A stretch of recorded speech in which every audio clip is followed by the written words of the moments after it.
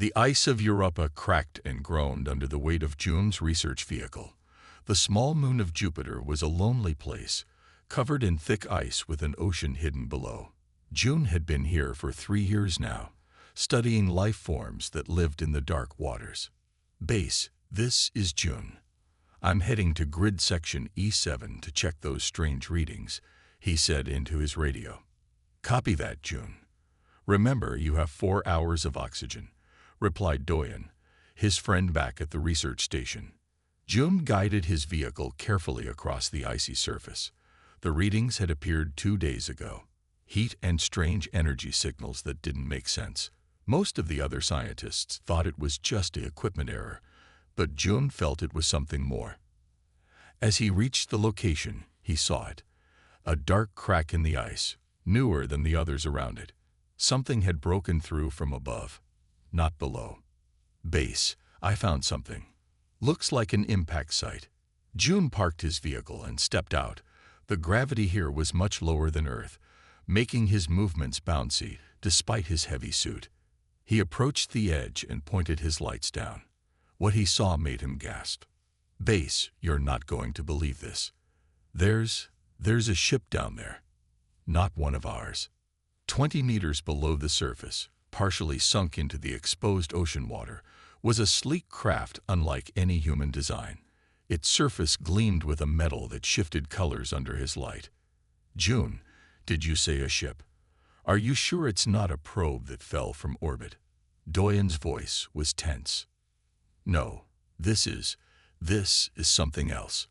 June set up his climbing gear. I'm going down to check it out. June, wait for backup. This could be dangerous. But June had already begun his descent. As a xenobiologist, he had spent his life preparing for this moment. First contact with alien life. If there was even a chance of finding something alive down there, waiting could mean death for whatever was inside. The ship had a tear in its side, and June carefully entered through the opening. Inside, the air was warmer, and strange lights blinked on curved walls. The design was oddly familiar, yet completely alien. No sharp edges. Everything flowed like water frozen in time. Then he saw her. Lying on what appeared to be the floor was a being unlike anything humans had ever documented. Her body was humanoid but covered in fine scales that shifted from deep blue to purple. Her face was elegant yet reptilian, with small ridges where eyebrows would be on a human. From her shoulders, small wing-like appendages drooped lifelessly. Most striking was the blood, a thick, glowing blue liquid pooling beneath her from a wound in her side. June checked his scanner. The atmosphere inside the ship was different from Earth's, higher in nitrogen, with traces of gases his tools couldn't identify. But the being was breathing, though weakly. Base, I found. He paused. I found a survivor. Non-human. Injured. The radio crackled. June, protocol says to secure the site and wait for the containment team. Do not approach the subject. June looked at the wounded alien. Protocol also said to preserve life when possible. The containment team would take hours to prepare and arrive. By then, she might be dead. I'm bringing her up. Have Medical Bay 3 prepared with isolation protocols. And Doyen, keep this quiet for now. Just between us. He knelt beside the alien woman. Her eyes suddenly opened. Large, slitted pupils surrounded by golden irises. She hissed weakly, revealing sharp fangs, before losing consciousness again. It's okay, he whispered, though he knew she couldn't hear him. I'm going to help you. As he carefully lifted her, he noticed a symbol on her clothing that resembled a crown. Whatever she was, Joan had a feeling she was important. And now her life was in his hands. The universe had just become much larger, and humanity's place in it much less certain. 3 days had passed since June brought the alien to his private lab. He had told no one except Doyen, who helped him sneak her past the station's security cameras. The room was now much hotter than normal, and June wore only light clothes as he worked. Screens around him showed the alien's vital signs, which were getting stronger each hour. The alien lay on a bed that June had built to match the shape of the one in her ship. Her scales, once dull, now shimmered with a deep blue color. The wound on her side was healing faster than any human injury would. June checked her bandages again. "You're getting better," he said softly. "I hope you can understand me when you wake up." As if hearing his words, the alien's eyes suddenly opened. Golden with black slits down the middle, they darted around the room before fixing on June. In one quick move, she leaped from the bed and pressed herself against the wall, hissing loudly. June raised his hands to show he had no weapons. "It's okay. You're safe. I'm not going to hurt you." The alien woman spoke, her voice a mix of hisses and clicks. A small device on June's desk lit up, recording the sounds. He had taken it from her ship, hoping it might be a translator. "I don't understand," June said, pointing to his ears and shaking his head. The alien's eyes narrowed. She looked at the wound on her side, then back at June. Slowly, she reached for the device on the desk. Her clawed fingers moved over it in a pattern. The device glowed, and then a flat voice came from it. "Where am I? Who are you, mammal?" June smiled. "A translator. My name is June. You're on Europa, a moon of the planet Jupiter. I found you in your crashed ship and brought you here to help you heal." The alien's scales flashed from blue to a reddish color. "You? A soft skin helped me." Her voice through the translator sounded disbelieving. "Yes. You were hurt badly." The alien moved forward, standing taller than June by at least 20 centimeters. "I am Neri of the Royal Dray. Your kind should fear mine, not help us." Before June could answer, an alarm sounded. He quickly checked his computer. "Security check. They're coming to inspect all labs." He looked at Nari with worry. "If they find you here, they'll take you away. They might hurt you to learn about your kind." Nari's scales darkened.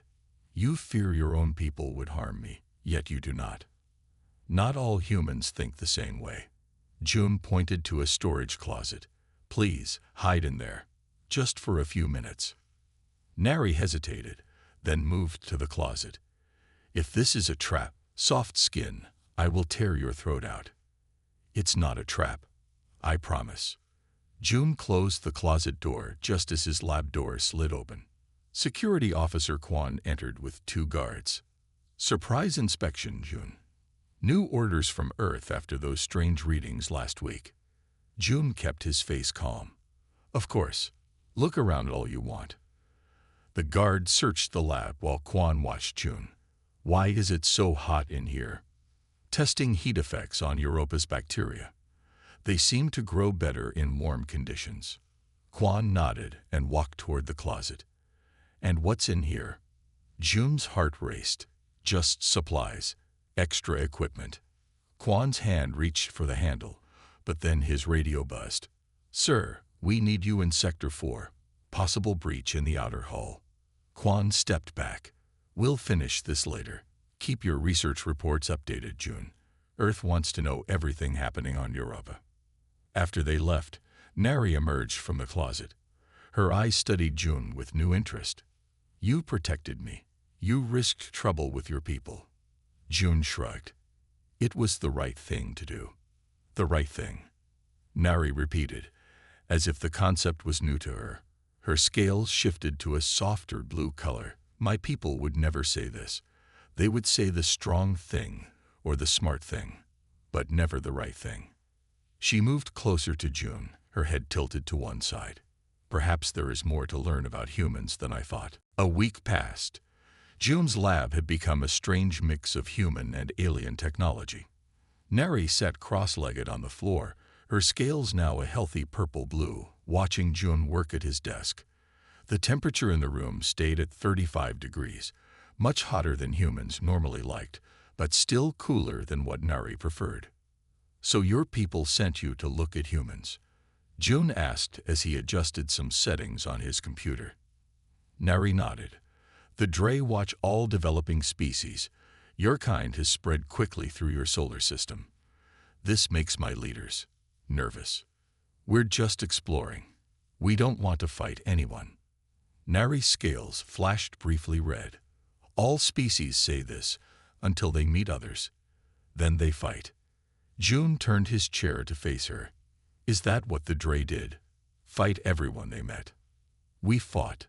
We won. Her voice was proud, but her eyes looked down. This is our way.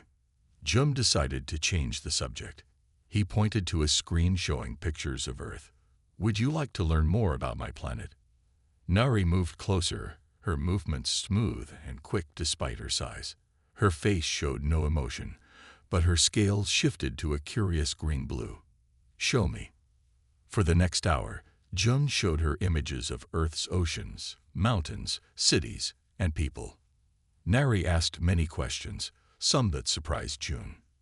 These small humans, they are not workers or soldiers, she asked, pointing to children playing in a park.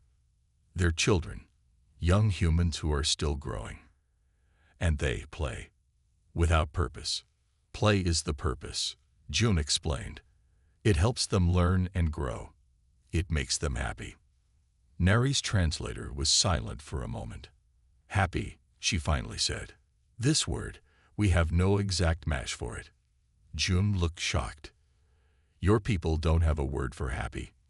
We have words for victory, for strength, for honor. But this concept of doing things only for joy, this is strange to us. She touched the screen, her clawed finger gentle on the surface. Show me more of this happiness. June showed her music videos, art, and dance performances. Nari watched with growing interest, her scales shifting through colors June hadn't seen before, soft pinks and golds. Your people make things with no purpose beyond beauty, she said. The Dre would see this as weakness. Do you see it as weakness? June asked. Nari was quiet for a long time. I do not know anymore. Later that day, Doyen visited, bringing food and news. He still looked nervous around Nari, but less than before. The station received a message from Earth, he told June quietly. They detected an unknown object entering the solar system 3 days ago. It's big, June. Really big. Nari's head snapped up, her scales darkening. What direction? From where? Doyen looked surprised by her reaction. From beyond Neptune's orbit, heading inward. Nari stood suddenly, her full height making both men step back. It's HFY. He's found me. Her voice was flat, but her scales turned almost black with streaks of red. Who is HFY? June asked. Commander of the Royal Guard. She paused, searching for the word. My intended mate. He will not understand why I stay here. He will see humans as a threat to be removed. You mean he'll attack us? The station. Doyen's voice rose with fear. Not just the station. Nari looked at them both, her golden eyes serious. He will report back to the Dre fleet. They will see humans as a species ready to meet other worlds. In Dre thinking, this means you must be tested in battle or destroyed. June felt cold despite the room's heat. How long do we have? 4 days. Maybe 5. Nari's scales shifted back to blue, but darker than before. I must send a message. Tell them I am well. That humans are different than we thought. Will they listen? June asked. For the first time, Nari seemed uncertain. I do not know. No one has ever said such a thing about another species before. Far beyond Neptune, a massive ship cut through the darkness of space. Its surface gleamed like wet scales under the distant sun. Inside, Commander HFY stood tall, his dark green scales marked with battle scars, his golden eyes fixed on the hologram of the solar system before him. Princess Nari's signal comes from the third planet's ice moon, said a smaller Dre officer. Her ship crashed there 20 Earth days ago. HFY's scales rippled with dark red lines. And you only found her now. 20 days among primitives. The officer lowered his head. The signal was weak, Commander. We came as soon as. Enough. HFY turned to the viewing window. Prepare my personal craft. I will take 5 elite guards. We will retrieve the princess and destroy any humans who have seen her. Yes, Commander. Back on Europa, Neri paced in June's lap. Her translator lay on the table, playing sounds from her ship's communication system. Her scales flashed with worry. Huck will be here soon, she said. I know him. He is proud and dangerous. June watched her with concern. Why is he so important to you? Neri stopped pacing. There is something I haven't told you. She stood straighter. I am not just any Dre. I am Princess Neri, daughter of Queen Sook. Huck is to be my mate, to make our bloodline stronger. June's eyes widened. Your royalty. Like a queen. I will be queen one day, she said. That is why I was sent on this mission. To see if humans were a threat to our empire. And what did you decide? June asked quietly. Neri's scales shifted to a soft blue. I decided humans are different than we thought. You are kind in ways the Dre are not. You helped me when you gained nothing from it. She touched the healed wound on her side. But Huck will not understand. He believes all other species are threats or servants. Nothing in between. Doyen burst into the lab, his face pale. June. Station security just called emergency stations. Something is approaching Europa. Something big. Neri's scales darkened. He's here. She moved to the window, looking at the stars. June, you must leave this station. Now, take me with you, or leave me here for Cook. But if you stay, you will die. I'm not leaving you, June said firmly. And I won't run away. Then you are a fool, Neri hissed, but her scales turned a color June had never seen before, a mix of pink and gold. An alarm blared through the station. Attention all personnel, a voice announced. Unknown craft approaching. This is not a drill. Prepare for possible emergency protocols. We need a plan, Doyen said, looking between June and Neri. The station has escape pods. Small research vessels. We cooled. A loud boom shook the station. The lights flickered. He's here, Neri whispered. She grabbed the translator and moved to June's computer. Her claws flew over the keyboard. I'm sending a message to Hook, telling him I am safe. That humans helped me. Will that stop him? June asked. No, Neri said, her voice cold. But it might slow him down. She looked at June, her golden eyes serious. You need to know something else. My crash wasn't an accident. I damaged my ship on purpose. What? Why? I was tired of the Dreways, always fighting, always conquering. I wanted to see if there was another way to live. Her scales shimmered, and I found it. With you. Another boom rocked the station. Closer this time. They're cutting through the outer hull, Doyen said, checking the station's security feed. We have minutes, maybe less. June grabbed a small bag and began filling it with supplies. My research vessel is docked in Bay 3. It's small, but it can reach Mars. Neri looked uncertain. Mars? Another human colony? Yes, June said. And there we can make a real stand. Together. Neri's scales turned a bright, determined blue. Together. June's small research vessel shot away from Europa Station, its engines burning bright against the darkness of space. Inside, June sat at the controls while Neri watched the screen showing what was behind them. Doyen had stayed behind to delay Hook and his soldiers, promising to follow in another ship if he could. Hook's ship is following us, Neri said, her scales a dark blue with worry. It's much faster than this vessel. June checked the fuel levels. We have a head start. And this ship is small. We can hide in the asteroid belt between Mars and Jupiter. The ship shook as something hit it from behind. Warning shot, Neri said. He doesn't want to destroy us. He wants to capture me. June looked at her. Can you talk to him? Make him understand. Neri touched her translator. I can try. She spoke into it, her voice making strange hissing and clicking sounds. The device sent the message to Hook's ship. A moment later, a deep voice answered, the translator changing it to human speech. Princess, return to your people immediately. These mammals have kept you prisoner long enough. I am not a prisoner, Hook, Neri replied. These humans saved my life. They are not our enemies. All other species are either enemies or servants. This is the way of the Dray. Huck's voice was hard. Return now, or I will destroy this ship and take you from the wreckage. Neri's scales flashed with anger. The way of the Dray is wrong. There is another path. These humans. The communication cut off as another blast hit their ship. The engines sputtered, and warning lights flashed on the control panel. Engine 2 is failing, Jun said, trying to keep his voice calm. We can't outrun them now. Neri looked at him with her golden eyes. I'm sorry, Jun. This is my fault. Don't be sorry, Jun said, working quickly at the controls. I'm not. The ship lurched to one side as the damaged engine shut down completely. They began to drift, spinning slowly. Gluck will board us now, Neri said quietly.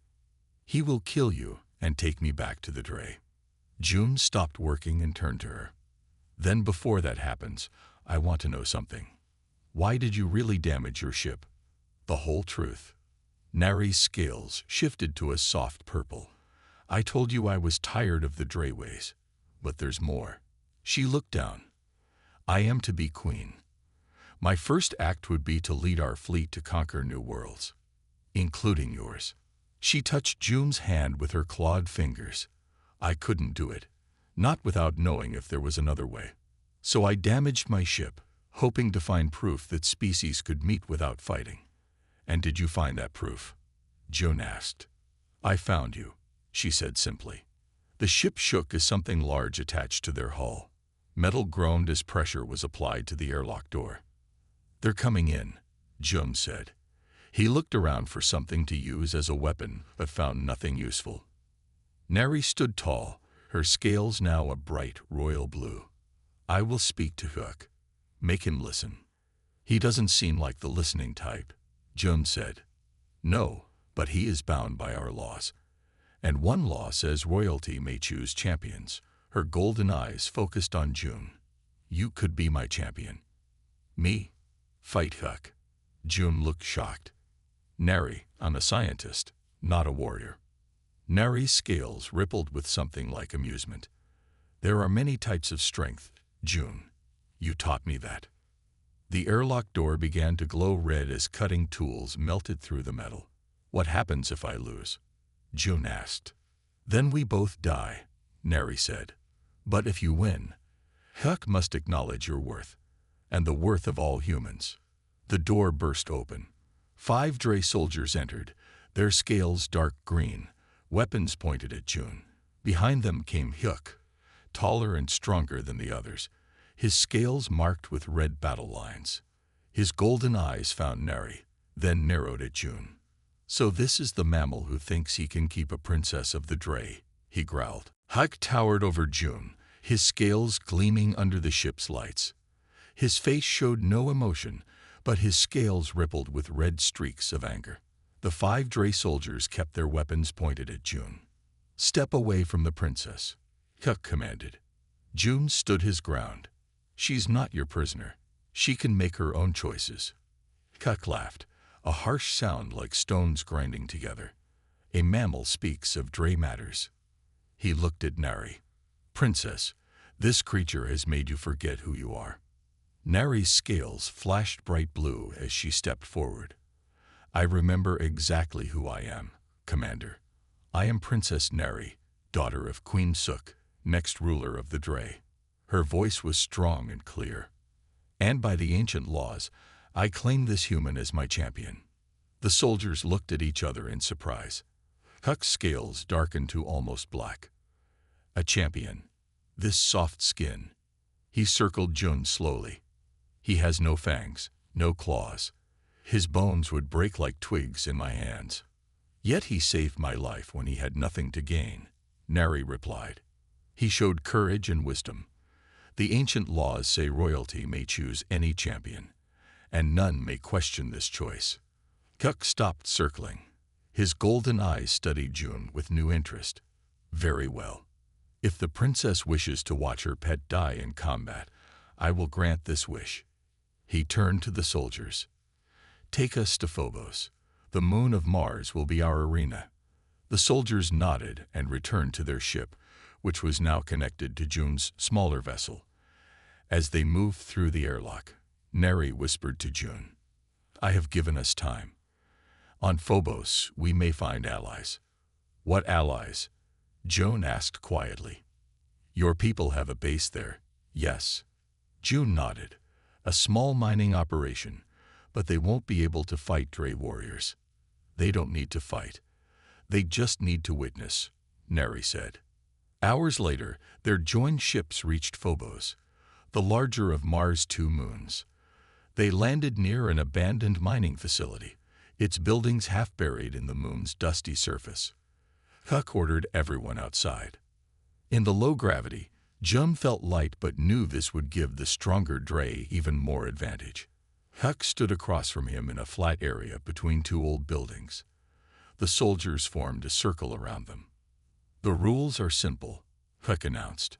You fight until one cannot continue. If the human wins, the princess may do as she wishes. If I win, we return to our homeworld with the princess, and the human dies. Neri stepped forward. And the Dray will leave human space in peace, no matter who wins. This I command as your princess. Huck's scales showed his displeasure, but he nodded. As you command, princess. Before the fight could begin, lights appeared in the distance. 3 human vehicles approached from the active mining facility 5 kilometers away. We have visitors, Neri said. Good. Witnesses for what happens here. The vehicles stopped nearby. 6 humans in spacesuits climbed out, looking confused and alarmed at the sight of the Dray. June, called one of them. Is that you? What's happening? Control said there were unknown ships landing here. Hana. June recognized his old friend from the Mars colony. Stay back. This is a formal matter between humans and the Dray. Huck looked annoyed, but didn't object to the audience. Enough talk. The challenge begins now. He moved toward June, his powerful muscles coiled to strike. June took a deep breath. He was no fighter, but he had studied Neri closely. He knew things about Dray physiology that even Huck might not understand. I accept the challenge, June said. But remember, Commander, not all strength comes from muscles and claws. Huck laughed. Your words will not save you, mammal. He lunged forward, faster than any human could move. But June was ready. The trial by combat had begun. Huck moved like lightning. His powerful body flew through Phobos' low gravity, claws extended toward June. The human scientist barely dodged, feeling the rush of air as the Dray warrior passed. First lesson in Dray combat, Huck said, turning quickly. We always draw first blood. He attacked again, his movements fluid and practiced. This time, his claws caught June's sleeve, tearing the fabric but missing skin. The human miners watched in shock. Hana tried to step forward, but Neri held up a hand. This is sacred combat, the princess said. No one may interfere. June circled carefully, watching Huck's movements. He had spent weeks studying Neri, learning about Dray biology. Now he needed to use that knowledge. You're very fast, Commander, June said, trying to sound calm. But I notice your scales darken when you prepare to strike. Huck paused, surprised. His scales indeed had darkened just before each attack. Clever observation, mammal. But it will not save you. This time when Huck rushed forward, June was ready. He dropped low and rolled, causing the Dray to miss completely in the low gravity. Huck crashed into a mining container, denting the metal. Second lesson about Dray, June said. Your inner eyelids close before an attack to protect your eyes. It blinds you for a split second. Huck growled, his scales flashing red with anger. You think studying one female makes you an expert on our kind? No, Jun replied. But I am a scientist. I observe. I learn. The Dray commander charged again, but this time Jun grabbed a handful of the moon's dusty soil and threw it into the air. The dust hung in the low gravity, creating a cloud. Huck's eyes instantly shut their protective lids as he passed through. Jun stepped aside and stuck out his foot. Even a mighty Dray warrior could trip in low gravity. Huck tumbled forward, crashing hard into the ground. The watching soldiers shifted uneasily. No one had ever seen their commander fall in combat. Huck rose slowly, his scales now deep red with anger and something else, a hint of yellow that Jun recognized as surprise. You fight without honor, Huck accused. I fight to survive, Jun replied. There's a difference between fighting and proving strength. I'm not trying to kill you, Commander. This seemed to confuse Huck. Then what is your purpose in this combat? To show that humans and Dray can meet without one destroying the other. Jun looked at Nari, then back to Huck. Let me show you something else I've learned about Dray. Jun reached into his pocket and pulled out a small device. He turned it on, and a high-pitched sound filled the air. To the humans, it was barely noticeable, but every Dray suddenly stiffened, their scales rippling wildly. Your hearing range is different from ours, Jun explained. This sound disrupts your balance organs. Not painful, but very effective. Huck struggled to stay upright, his normally perfect balance now failing him. But instead of attacking again, he held up a hand. Enough, he said, his voice strained. Turn it off. Jun switched off the device. Huck straightened, looking at the human with new eyes. You could have used that from the beginning, the commander said. You could have disabled me and all my soldiers. That's not the point of this challenge, Jun replied. I'm not trying to humiliate you or prove humans are better fighters. I'm showing that we can find strength in understanding each other. He stepped closer to Huck, unarmed and open. I know 7 ways your biology makes you vulnerable. But I also know how amazing your people are, your healing abilities, your perfect memory, your strength. We could learn from each other instead of fighting. Huck looked at Nari. Is this truly what you believe, Princess? That our ways are wrong? Not wrong, Nari said, her scales a calm blue now. But not the only way. The Dray have always valued strength, but Jun has shown there are many kinds of strength. The commander stood silent, thinking. Then, to everyone's surprise, he lowered his head slightly toward Jun. The combat is yours, human. You have won without drawing blood. An interesting lesson indeed. The Phobos mining base became an unlikely meeting place for humans and Dray. Inside the main building, Jun, Nari, and Huck sat at a metal table while the human miners and Dray soldiers stood awkwardly apart, watching each other with careful eyes. Hana served hot drinks to everyone, though the Dray only sniffed theirs curiously. Huck's scales had returned to their normal green color, but he still looked uncomfortable among so many humans. Your victory was unexpected, Huck said to Jun. No one has bested me in combat for many years. It wasn't really combat, Jun replied. More like a demonstration. Nari's scales shimmered with a pleased blue color. This is why I chose Jun as my champion. He fights when needed, but prefers to find another way. Huck turned to Nari. Princess, there is something I still don't understand. You said your ship crashed, but the damage pattern was strange. I reviewed it myself. Nari's scales darkened slightly. She looked at Jun, then back to Huck. You are right, Commander. My ship did not crash by accident. I damaged it myself. The Dray soldiers murmured in shock. Huck's scales flashed with surprise. You damaged a royal vessel. Why would you do this? To escape, Nari said simply. To escape the path that was set for me. To escape our endless wars and conquests.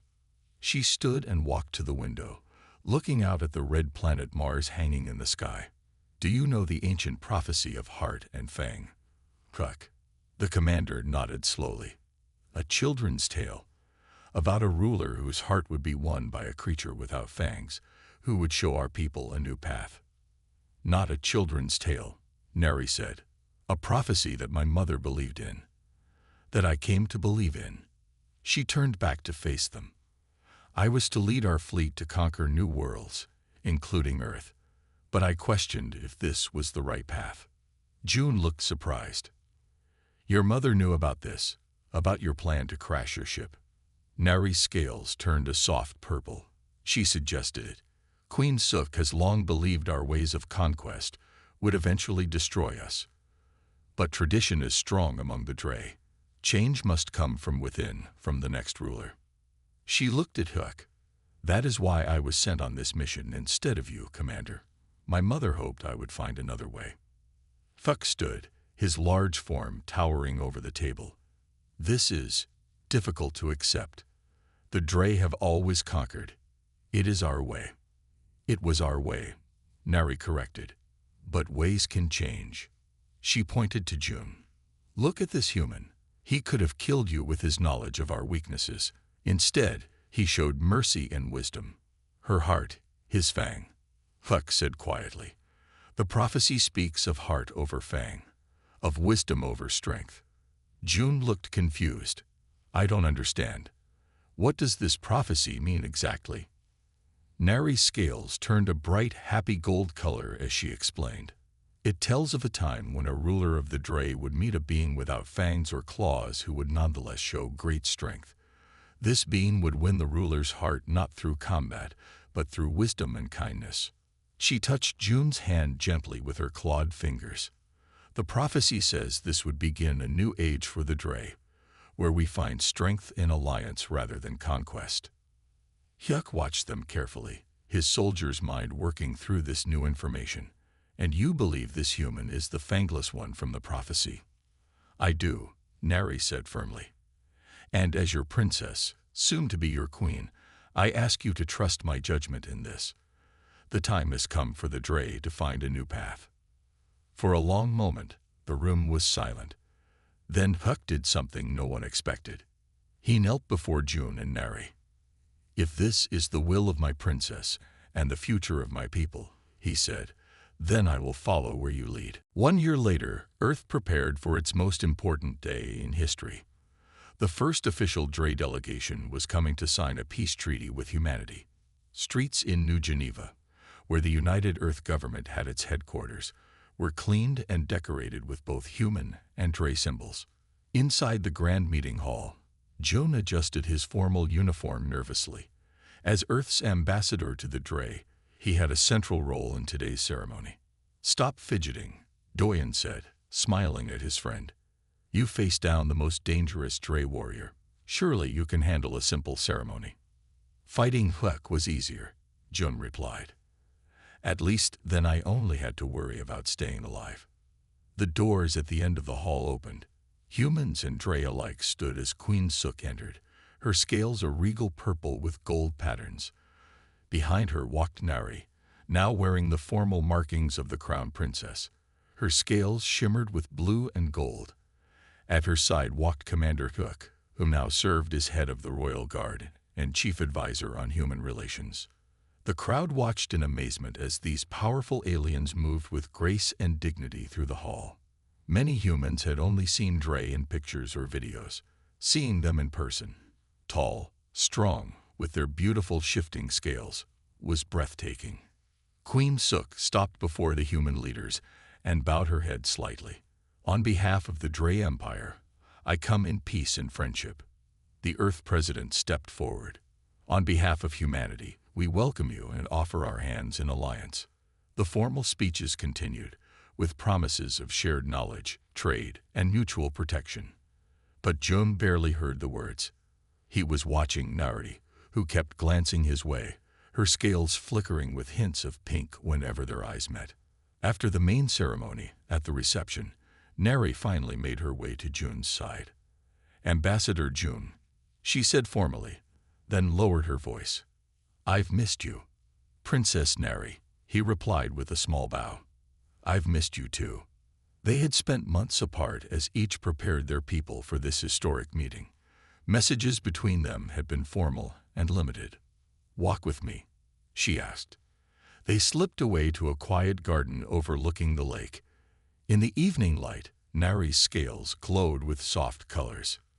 "My mother has announced she will step down next year," Nari said.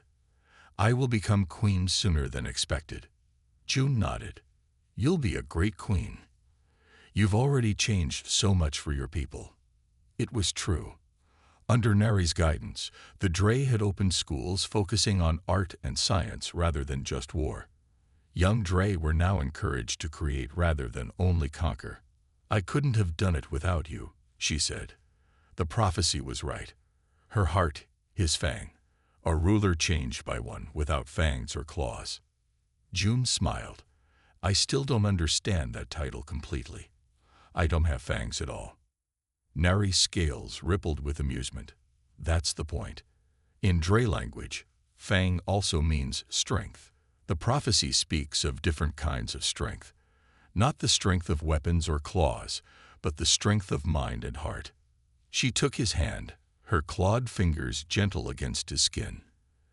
"As queen, I will need advisors who understand both Dre and humans, who can help build this new path for both our peoples." "I'm sure you'll find someone good," Jun said. Nari's scales flashed with frustration. "For a smart human, you can be very dense." Her voice softened. "I'm asking you, Jun, to come with me, to help me lead my people into this new age." Jun's eyes widened. "Me? But I'm just a scientist from Europa. I'm not a politician or—" "You're the one from the prophecy," she interrupted. "The one who showed us another way." Her scales turned a deep, warm gold. "The one who won my heart." As the sun set over New Geneva, June looked at the beautiful alien princess beside him. So different, yet now so dear to him. "Well," he said with a smile, "I always did want to explore new worlds." Nari's scales shimmered with joy as the first stars appeared above them, witnesses to a new beginning for both their peoples.